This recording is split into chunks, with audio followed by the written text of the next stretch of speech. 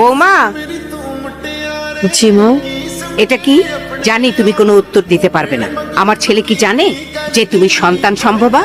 না মা, জানেন না। আমার ছেলের ঔরসজাত সন্তান, কিন্তু তার জানার কোনো অধিকার নেই। এই তোমাদের ভালোবাসা? মা, এসব ব্যাপারে আমি রাশেদের সাথে কথা বলতে চাই। আমি যদি আজকে না ধরতাম তাহলে তো বলার প্রয়োজনই মনে করতে না। এই সংসারটা না আমার, এখানে আমি কোনো অন্যায় হতে দেব না। আমার বংশের প্রদীপ তুমি নিভিয়ে দেবে সেটা আমি সহ্য করব? কখনো না। আপনার বংশের প্রদীপ নিয়ে এত মায়া, কিন্তু যার মাধ্যমে বংশের প্রদীপ জ্বলবে তার তো মানসিক শান্তি হচ্ছে না।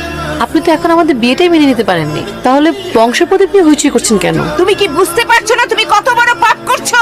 কি হয়েছে? এই তুই কি জানিস তোর বউ যে সন্তান সম্ভবা? আর এই দেখ, সেটা নষ্ট করার জন্য এই যে এগুলো খাচ্ছে। রুহি, এসব কি?